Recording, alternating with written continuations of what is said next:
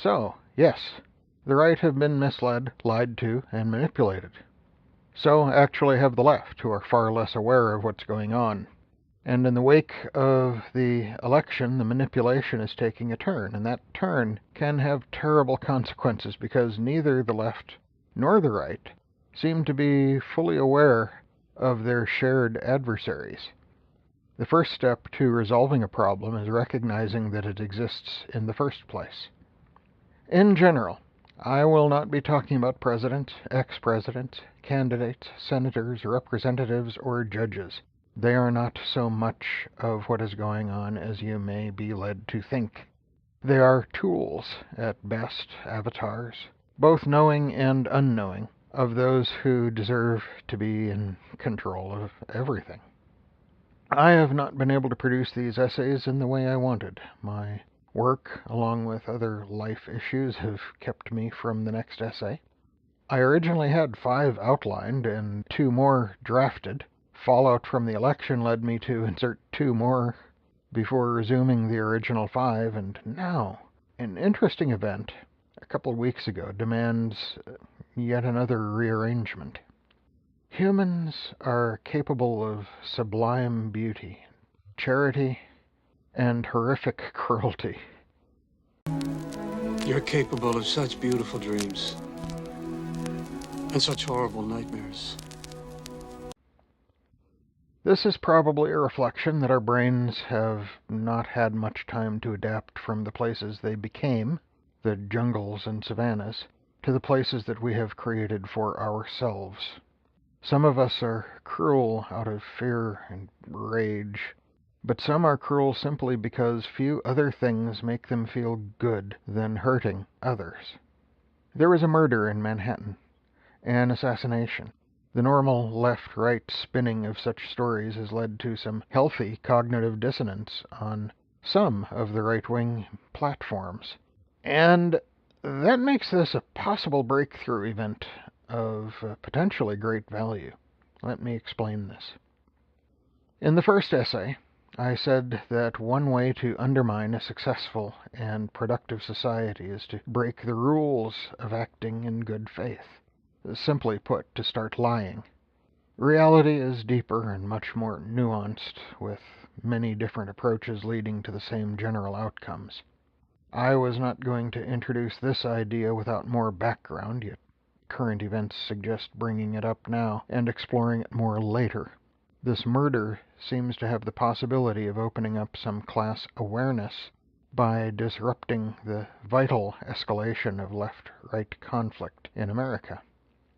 There are some parts of this that I have been aware of for a long time.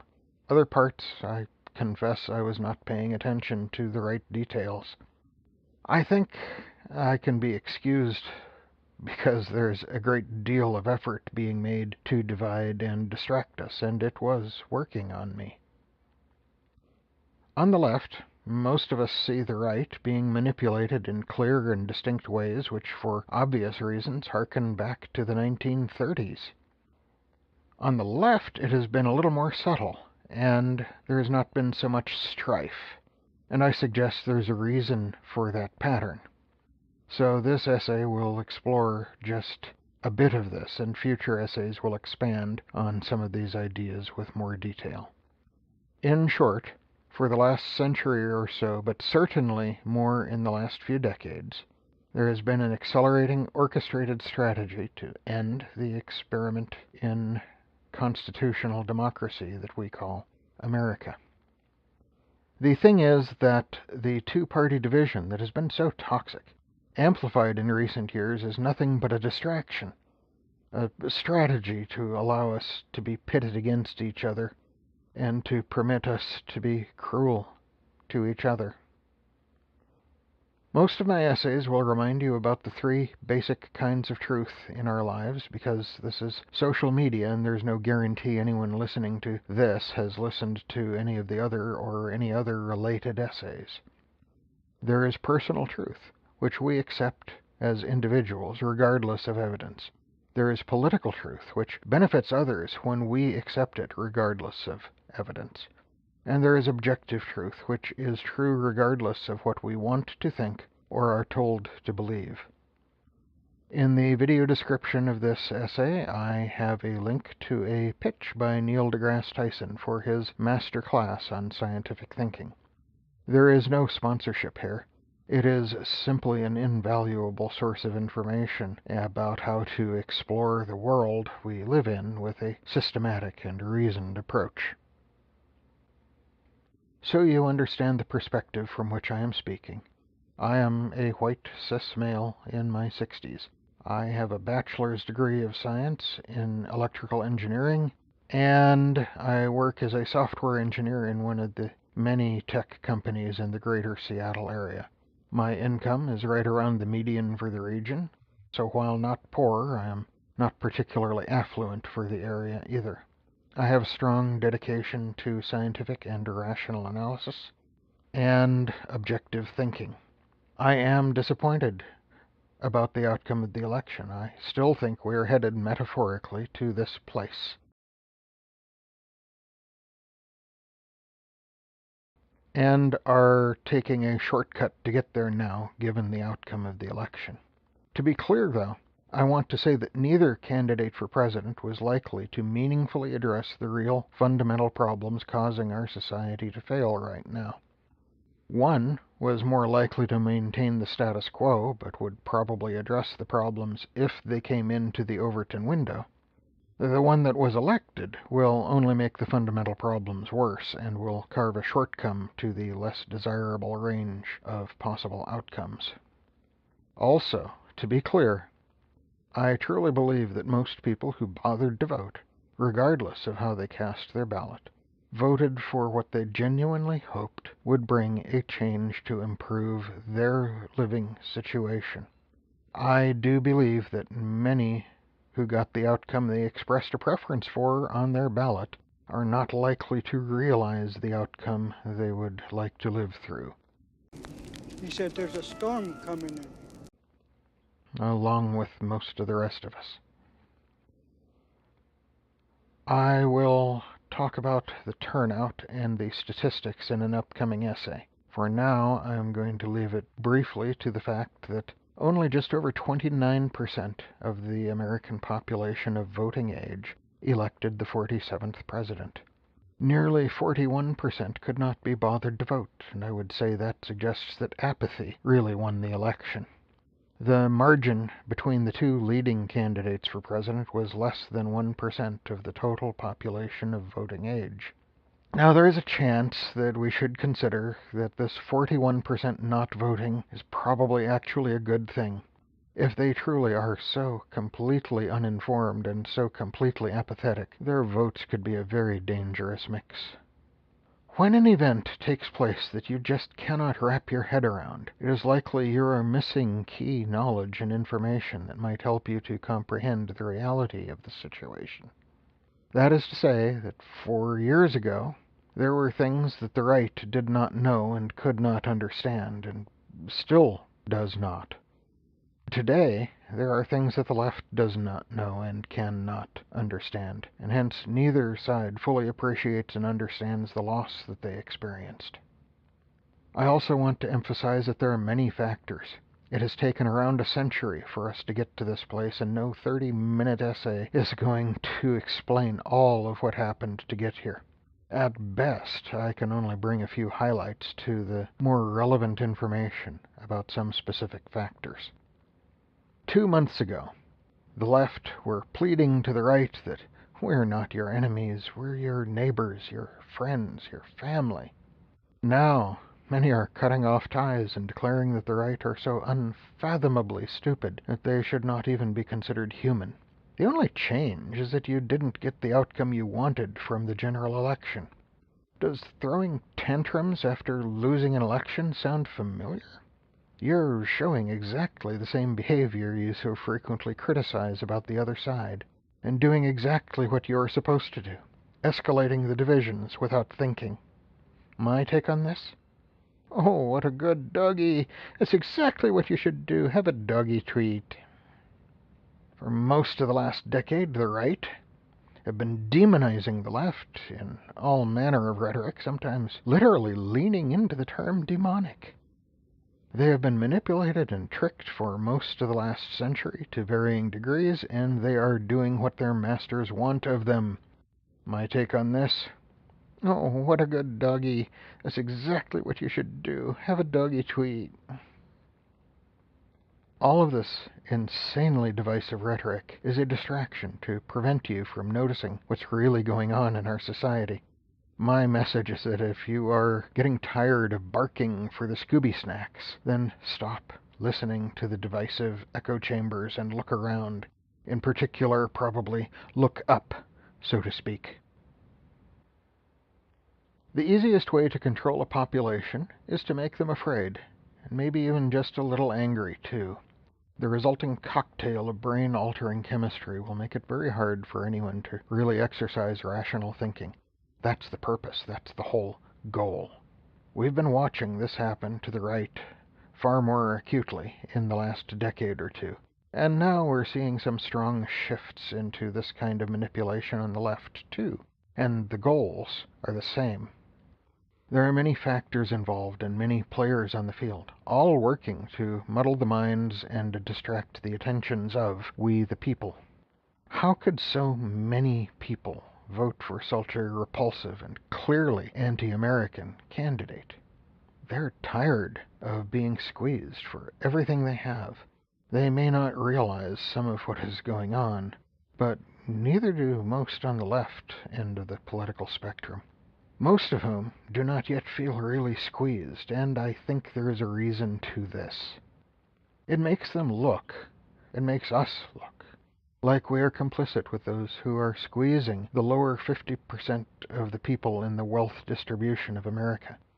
It makes us a target of their resentment and grievances. Many of us have not felt the squeeze so profoundly as many of them have. We have seen that we are not seeing as much wage growth as we'd like. Things are more expensive, but we can get by. We may have had some uncomfortable decisions, but not so many terrible ones. We are not getting ahead so much, but are not really understanding why that is. Things simply are not as good as we would expect they should be, all other things being equal. But then again, all other things are not equal. Those who voted for the path we are on now have been squeezed and squeezed until they have very little left to be taken. They are angry, even enraged, resentful, frightened of an uncertain future which seems to include the loss of the American dream as once imagined. They have been manipulated and indoctrinated to believe that it is those on the political left and various ethnic and other groups to blame. That blame is what I described above as political truths, lies which vastly benefit some when many accept them to be truth without really examining the ideas. They look upon the left, living comfortable in their cities and suburbs, and they resent those people who do not seem to be as exploited so much as they are themselves. Many of these people have come to believe that the American dream is dead. They have been lied to by some who want that dream to die, and are being manipulated to work in support of that very loss. They have been targeted for this because of how relatively easy it is to control those manipulated by rhetoric digging for emotional reactions.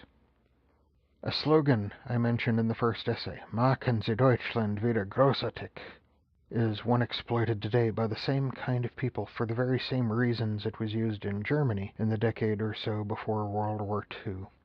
Today we hear "Make America Great Again" used to motivate people who are being exploited as weapons of chaos because they have been indoctrinated with these same ideas as those in Germany leading up to that war.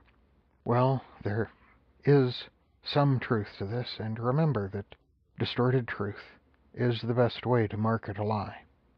They have been manipulated for decades to get them into this place they are in, morally, spiritually, and intellectually. Fixing this problem will not be something quick and easy. Over the last 2 months, however, We have now begun to see great progress in the effort to bring the political left end of the spectrum into the same kind of despair and fear and resentment. Keeping an uncrossable political no man's land between the left and the right is a vital strategy.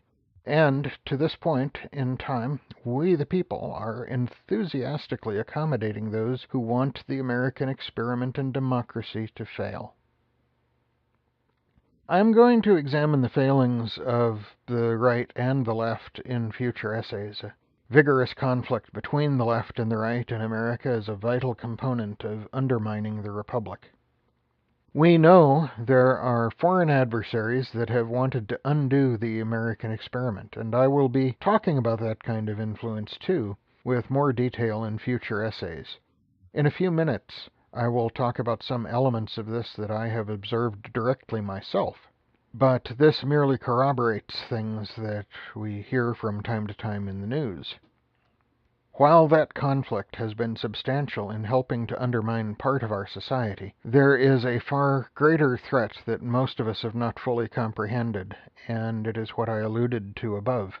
It is that threat that has been squeezing and manipulating the system and those of us who live within it. You see, they are better than we the people. They are more important, more deserving, and they have known this for a very long time. They've been here for a long, long time. In the first essay, I said that one way to undermine a successful and productive society is to break the rules of acting in good faith. Simply put, to start lying.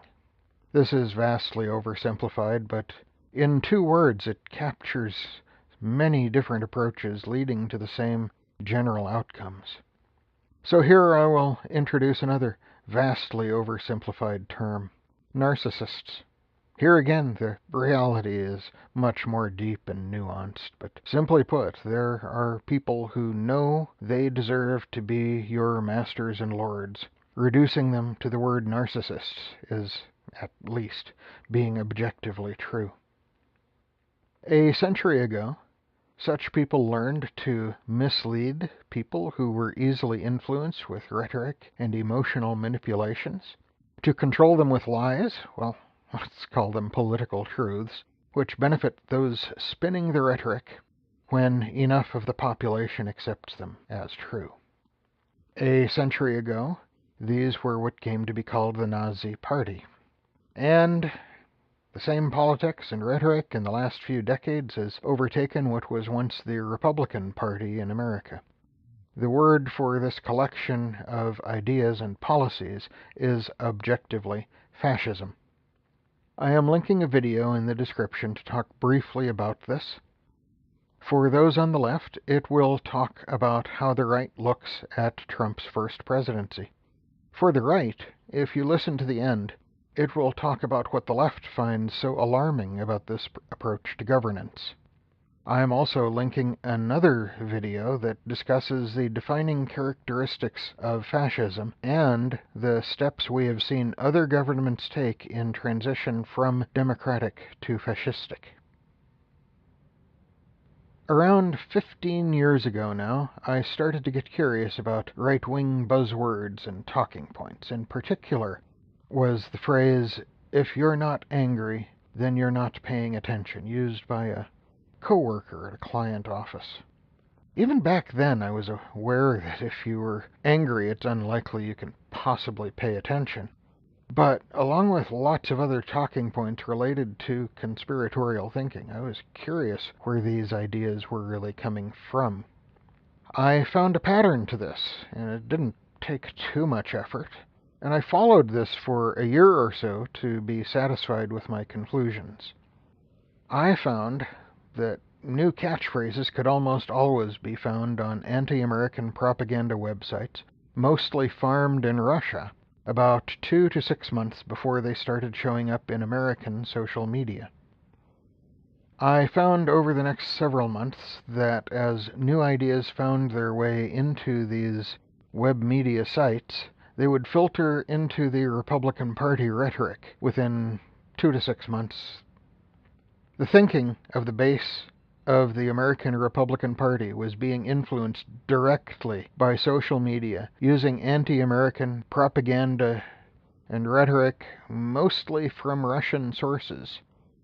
There were other sources, but the most prolific by far were Russian to Republican, via right-wing news platforms.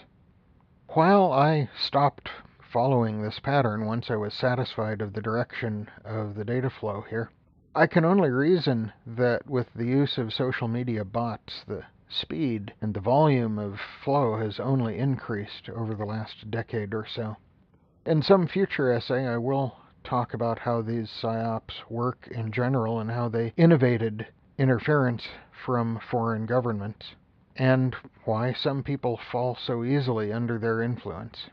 The desired outcome of these operations is to have American citizens adopt these political truths to the benefit of those launching the messages. These people, in effect, become operatives and agents of the foreign adversary. The general goal is usually to amplify grievances for the purpose of introducing points of conflict. Sometimes a foreign adversary will amplify messages to support a candidate that will be more favorable to the political policies that favor that adversary. We've seen this quite a bit in recent elections. These efforts are not merely political. They cover an astonishing array of subjects, all with the intent of introducing chaos into the society. Anti-education, anti-vaccine, just about everything. Even social chaos, like the dating scene, are being disrupted in part by foreign influences. We have also seen internal sources leveraging micro-focus social media campaign rhetoric, and the influence of social media is for yet another essay. There is a disinformation campaign designed to disenfranchise independent voters and progressive voters that argues that both parties are the same. There is no difference between them, and there is no point to your voting. Well, that's the point that they're trying to convey. To get these people to not vote. If they don't participate, well, they're removed from the equation of the democracy. It is objectively clear that both parties are not the same, and the reasoned approach that I discussed in the first essay to select a candidate that is least opposed to your agenda and then work to move the Overton window so that your agenda can actually be acted upon. There are some ways, however, that both parties are very much the same. Remember that the best way to sell a lie is to wrap it in distorted truths. Both parties are heavily influenced by big money now. While this has always been true to some point, it has been more obscenely true since findings like Citizen United and other court decisions openly permitted and even encouraged this kind of corruption. Both parties are competing for the attention of a base population that are more influenced by emotional manipulations than by reasoned consideration and objectivity. Both parties have been manipulated strategically by big money to take political positions that are divisively opposed and ultimately alienating to we the people. The voting population of both parties has been manipulated through a variety of means to be focused so intensely on divisions and distrust that they're not paying attention to the things that they really should be. So, that fellow at work who harped on the talking point that if you're not angry, you're not paying attention, was promoting the distraction of being angry at the other party and supporting the manipulations that led him to that talking point in the first place. Hey, have a Scooby snack. In a very real way, his talking point is absolutely true. However, the way it is presented distracts you from the very thing you should really be angry about by pointing to another. It's the most basic trick of every magician. Distraction. Like so many elements in this kind of disinformation, it is literally a joke among those who design many of the ideas to formulate it in such a brazen fashion. Because the people who are being made angry and who totally believe that they are paying attention have been completely duped and have no awareness of the profound irony in the political truths they are now dedicated to speaking. There's an interesting behavior of a particular kind of personality disorder. The people with these disorder will often divide those beneath them into nearly equal cohorts and pit them against each other across an array of issues. While these lesser minions are scrapping it all out, the orchestrators of parts of this mess are benefiting from the mayhem and the chaos. In business, these managers set themselves up as the only ones who can keep the minions under control and focused on productive goals. In our society, these people create chaos and controversy to distract people from the political policies they desire, which would be problematic for we the people, anyone other than those who are trying to create the controversy in the first place. The oversimplified term here is narcissists, people who know they are superior to all of the others surrounding them. Those other people serve their personal needs, or, well, they're not useful. The most successful ones manage to gain power and influence, but often shy away from public attention. They do not usually seek political office or influence themselves. That would involve, well, work. They would rather just pay someone to make the things they desire happen and let those people have all the publicity while they go about their gentrified agendas, detached from the masses of little people that are, well, we the people. For many, the more proper term might be narcissistic sociopath. But if you're aware of Cipolla's laws of human stupidity, then you would also know them as bandits. I would assert that they are why the population of those who bother to vote are almost perfectly divided, and the purpose of distracting the masses from the influence we the people no longer have in our own governance. I would refer you to a 2012 book called Affluence and Influence: Economic Inequality and Political Power in America by Martin Gilens. In a society ostensibly of, by, and for we the people, one would expect that influence in a representative democracy would look something like this.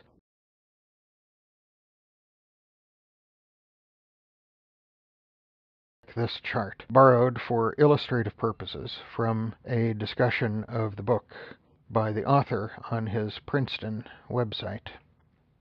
What he found in 2012, researching the book, was this.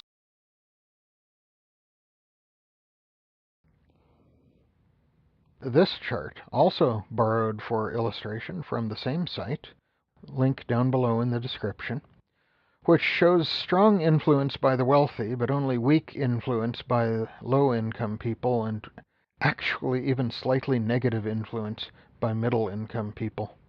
While we would realistically expect the wealthy to have some more influence than most people, this chart clearly shows a class system of which, based on the behavior and general knowledge, the vast majority of Americans are almost totally ignorant to, and with good reason. We the people have taken down the robber barons before, and we still can do it again, if even just a few people can get over their fear of the word woke.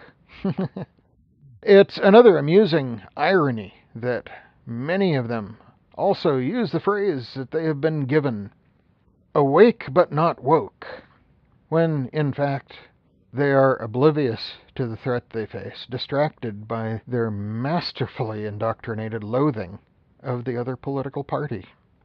And while the word indoctrination is another that they are told to believe is, well, that's something the other side does. They don't have to worry about that. The term robber barons applies in other ways, too. The squeezing I spoke of earlier that has been taking place for decades now. Over the last 50 years or so, there are about $50 trillion in wealth that have been transferred from the lower 90% of we the people to the upper 1% of the most wealthy. Just 3 individuals right now own more wealth than 50% of we the people. This is not what America was all about, and Anyone defending it or being apologist for it is an adversary to we the people. That kind of wealth disparity is simply obscene. To learn more about how we seem to be simply repeating history because of forgotten lessons, look into the phrase robber barons. In both its new and historic usages, there are links in the description of the video essay. There certainly are apologists for this, defending this kind of obscene wealth, probably because they hope to benefit from it in some way. It is both tragically and beautifully ironic that many of the 29% of Americans of voting age who selected the path we are on now are in that 50%, yet they resent those they have been told to far more than those who have actually been squeezing them for their entire lives. And over the next 4 years, they will be told how to blame the left and the migrants and LGBTQ+, instead of those who are still squeezing them dry. After all, it could not possibly be those very same people that they themselves elected. That would require realizing that they were wrong, that they fell for political truths, that they were manipulated and tricked. There are also a few, a very few, who might at least be not as toxic to society. I was surprised, for example, to find out that Bill Gates has said that if our country had a fair tax system, the wealth people like him tap in lieu of income would probably be taxed around 67%.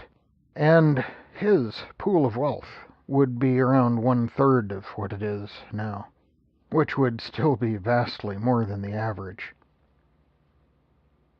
The free press was once called the fourth branch of government, but money has corrupted it as well. The mainstream media has been corrupted and twisted into near complete irrelevance.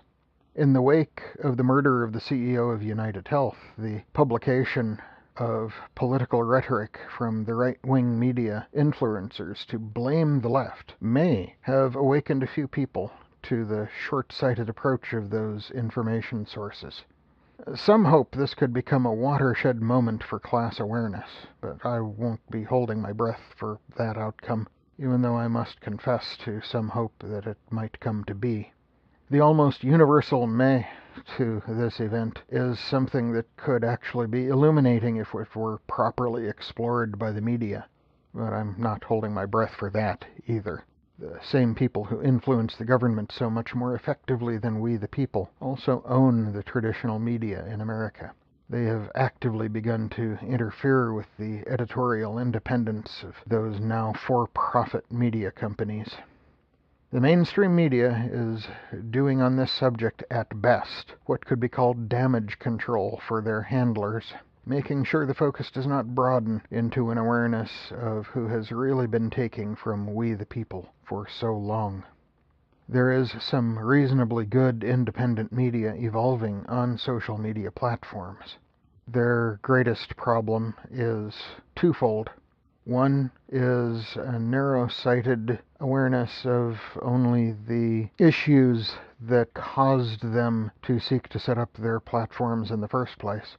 The second is that social media platforms are owned by those very same pools of wealth, that algorithms can be tuned to ignore certain kinds of content, and these information sources can be dispromoted. The most important quality of the free press is objectivity. The truth, you see, is always fair. It is not always complimentary, but it is always fair. For-profit media benefits far more directly by the publication of political truth than objective truth, and we find the objective truth sacrificed for the benefit of profit. Those people pitting the left against the right are laughing at the obedience of the masses and carrying out the chaos that keeps the wealthy less challenged in their control. Realize that this could not happen so easily in a system with more than two political parties. This is probably part of why we have laws and policies so strongly entrenching a two-party system. It is far easier to take control of, after all. Just watch as it has been playing out over the last century or so. Pitting just one side against just one other is far easier than balancing this between more than two. The real point of all this is that both sides of the political spectrum are totally exploited in ways they are only peripherally aware of. It is not simple, and it has been going on for decades, and it will not be fixed in a few weeks or months or likely even years. We have been manipulated to blame each other, but that is just a distraction, a lie, let's say political truth, to protect those who are truly working to take everything they possibly can from we the people.